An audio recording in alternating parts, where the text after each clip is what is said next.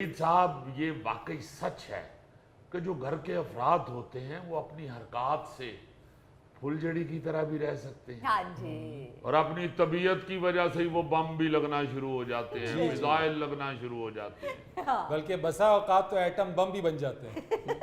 Oh my God, जहाँ मिसाइलों और बमों की बात हो रही हो वहां दुरानी का बैठना बनता नहीं। मैं अपने जंगल की तरफ जा रहा हूँ, कुदूसा मुझे इजाजत दे। बैठो दुरानी, क्या कर रहे हो? वो छोटे छोटे घरेलू मसाइल हैं। मैं वही तो कहना चाह रहा हूं कि उसको बेशक आप इग्नोर कर रहे हैं और उसका बेशक बम बना लें। हाँ जी। आप देते हैं छोटी छोटी बात को तू। मैंने तो आपसे ये कहा था कि आपकी बहू चुप चुप कर मेरी बातें सुनती है। ओ मामा मैं नहीं, आप सुनती है मेरी छुप छुप के बातें। जरा सी मेरे फोन की बेल बजती है, हाँ। मामा किसी ना किसी बहाने मेरे कमरे में आ जाती हैं और तब तक मेरे कमरे से बाहर नहीं जाती जब तक मैं फोन पे बात बंद ना कर दूं। झूठ बोल रही है ये। मैंने खुद देखा है। अच्छा भला तुम घर में रेसी जीप की तरह जा रही होती है, जरा सा उसके कमरे का दरवाजा आता है तो तुम 22वीं लोडर ट्राले की तरह आहिस्ता हो जाती है, सिर्फ इसलिए कि सुनूं तो सही अंदर क्या हो रहा है। ना ऐसे किया करो खुदारा। आप देखो तो सही हम किस मजहब से ताल्लुक रखते हैं। हाँ। किसी का खत खोलना, बेशक वो सगा बेटा हो सगी बेटी हो, किसी का दूसरे का खत खोलना गुनाह है और तुम छुप छुप के बातें सुन रही होती हो। डैडी सिर्फ इतना ही नहीं, ये शर्फू को भी भेजती हैं बहाने बहाने से कि पता करके आओ किससे बातें कर रही है। मुझे क्या जरूरत है, तुम उज़मा से बात करो या नुसरत के साथ। हाँ देख ले डैडी, अगर ये मेरी बातें नहीं सुनती तो इनको कैसे पता मेरी सहेलियों के नाम। हाँ। लो बताओ शर्फो, तुम मर जाओ अगर तुम झूठ बोलो। मैं तुम्हें भेजती हूँ उसकी बातें सुनने। जी नहीं, कभी नहीं भेजा। ये क्या डबल माइंडेड जवाब दे रहे हो? तो क्या करे बेचारा, जान किसको प्यारी नहीं होती। अब्बू इंतहा तो ये है कि अक्सर मामू भी हमारे कमरे में आ कहते हैं बेटा तुम्हारे कमरे का फर्श ठंडा है, मैं यहाँ लेट रहा हूँ। और बेटा जरा ये भी बताओ कि अब्दुल सलाम लेटा हुआ कैसा लगता है? जी बिल्कुल ऐसे ही जैसे छप्पड़ में से निकल के दरियाई घोड़ा सन बात ले रहा हो। इसको मना करें। क्या मना करूं? उसे जो लगता है वो बता रहा है। सिर्फ एक दिन गया हूं इनके कमरे में, उस दिन जिस दिन बारिश हो रही थी और बिजली कड़क रही थी। मैंने सोचा बच्चे कहीं डर न रहे हों, इनके कमरे में जाके सो जाता हूं। मेरे बच्चे बिजली कड़कने से नहीं डरते, तुम्हारे खराटों से डरते हैं अब्दुल सलाम। ठीक है, मैं अपने भाई को लेकर कहीं चली जाती हूँ। फिक्र ना करें, रोजाना 2-3 दफा कहती हैं। शर्फू, शर्फू तुम्हारा क्या ख्याल है, गुस्से में लिए हुए डिसीजन ठीक होते हैं? नहीं, बिल्कुल भी नहीं, बिल्कुल भी नहीं। नॉर्मल तबीयत के डिसीजन भी आपके ठीक नहीं होते। मैं सिर्फ इतना कहना चाहता हूं कि आप जब छुप के किसी की बात सुन रहे होते हैं, हाँ जी।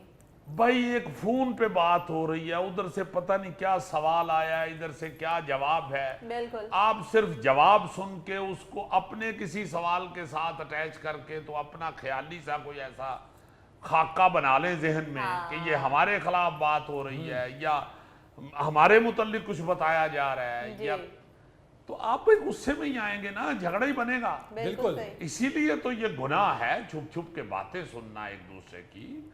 भाई आप अपनी जिंदगी गुजारें, उसे अपनी जिंदगी गुजारने दें। क्या जरूरत है छुप छुप के एक दूसरे की बातें सुनने की? वो दूसरे को पता तो चल ही जाता है। तो और क्या, हमारे तो घर में कोई इतना चौड़ा पिलर भी नहीं जिसके पीछे छुप के मामू बातें सुन ले। देखा, जिस मामू ने गोद में खिलाया उसी को बातें कर रहा है। मैं किस लिए सुनूंगा आपकी बातें? तुम कौन सा मुल्की सतह पे बातें कर रहे हो फिर? बहुत बुरी बात है किसी की बातें छुप छुप कर सुनना। This is not fair. Farid साहब आप यकीन करें, जब जंगल में शेर बैठकर अपनी फैमिली के साथ बातें कर रहा होता है, मैंने उनकी कभी बात नहीं सुनी। शेर मेरी तरफ देखे भी तो मैं कहता हूं कैरी ऑन कैरी ऑन, मैं दूर चले जाता हूं। जब उनकी बातें खत्म हो जाती हैं फिर मैं हमला करता हूं उनके ऊपर। दुर्रानी साहब, ये कौन से शेर हैं जिनको आप कह देते हैं carry on carry on? Sir असल में दुरानी साहब ने अपनी कोठी के पीछे जो लॉन है उसको जंगल बनाया हुआ है, वहां फोम के शेर रखे हुए। जिस दिन बारिश हो जाए ना जी, शाम को अपने शेर निचोड़ के अंदर ले जाते हैं। मुचड़ा हुआ शेर कितना खतरनाक होता है तुम्हें क्या पता अब्दुल सलाम? जब शेर अच्छी तरह सूख जाए ना, मैं फिर उसको बाहर निकालता हूं। एक दफा तो हमसायों की बिल्ली अब्बू के शेर की दुम उखाड़ के ले गई। वो कर सकती है, वो शेर की खाला होती है। मोहल्ले के बच्चे आवाजें लगानी शुरू हो गए कि दुरानी अंकल ने लुंडा शेर रखा हुआ है। लुंडे शेर का एक ही नुकसान होता है फरीद साहब, उसका बैलेंस आउट हो जाता है। वो कभी कभी बैठा बैठा आगे को गिर जाता है। दुर्रानी साहब, मैं तो पहली दफा सुन रहा हूँ आप किस किस्म के शिकारी हैं। फोम के शेर रखे हैं, लुंडे शेर रखे हैं आपने। एडवेंचर ओनली प्रैक्टिस के लिए रखे हैं मैंने, प्रैक्टिस के लिए।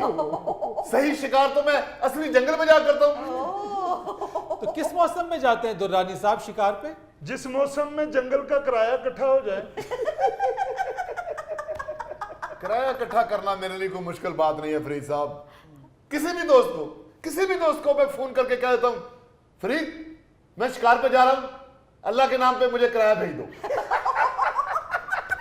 दुरानी क्या फजूल मजाक शुरू कर दिया तुम लोगों ने। वैसे यार क्या मजे की फैमिली है आप लोगों की, लेकिन फिर भी आप लोग छोटी छोटी बातों के ऊपर लड़ रहे होते हाँ हैं। जी। फरीद साहब, छोटी बात, जब भी मैं कभी इनके साथ कोई बात कर रही थी तो ये कान लगा के दरवाजे के साथ हमारी सारी बातें सुन रही होती है। अल्लाह माफ करे, कब मैंने दीवार के साथ कान लगाया है? मुझे सब पता है, मैं कोई चूची नहीं हूँ। चूची तो तुम वाकई नहीं हो, बाकायदा पूरी कुकड़ी हो। बल्कि वो कुकड़ी जिसने दड़बे में बाकी सबको वक्त डाला होता है। ना करो ऐसी बातें, क्यों खुदा के वास्ते। ये शख्स जो है ना जी, असल में ये जो मुलाजिम होते हैं या हाँ। इर्द गिर्द के आपके लोग होते हैं, हाँ जी, हाँ जी। वो ये देख लेते हैं कि आपकी तबीयत कैसी है, बिल्कुल। घर में सिचुएशन क्या चल रही है, किस सिचुएशन के साथ खेला जा सकता है। बिल्कुल। ये लोग सब जानते हैं। ये बड़े तेज होते हैं। इनको पता चल जाए ना कि बेगम साहिबा जो हैं वो बहू रानी के साथ ठीक नहीं है, बिहेव ठीक नहीं है, या उनके साथ इनकी लड़ाई चल रही है, हाँ जी। तो लाजमन ये किसी ना किसी पार्टी के साथ मिल जाते हैं। कर्नल साहब, और घर में इस चीज का ये फायदा भी उठाते हैं और लड़ाई भी डलवाते हैं। जी हाँ, सबसे पहले बात ये शुरू करते हैं कि बीबी जी वो बताने वाली बात तो नहीं है, मगर मेरा नाम ना लीजिएगा। हाँ। वो जो बीबी है ना, छोटी बीबी, वो आपके मुतल्लिक ये कह रही थी। हाँ जी। साहब जी, अब जो मालकन होती है, बकवास नहीं करो, अगर मालकन बेचारी इस तरह की हो माशाल्लाह, पढ़ी लिखी, तो वो तो फौरन उसकी बात के पीछे लग जाएगी। उसे कह देगी कि जरा फिर सुनना, जरा ध्यान रखा करो, जरा मुझे आके बताते रहा करो। हाँ जी। तो अगर कोई समझदार हो और जाहिल हो, आप जैसी पढ़ी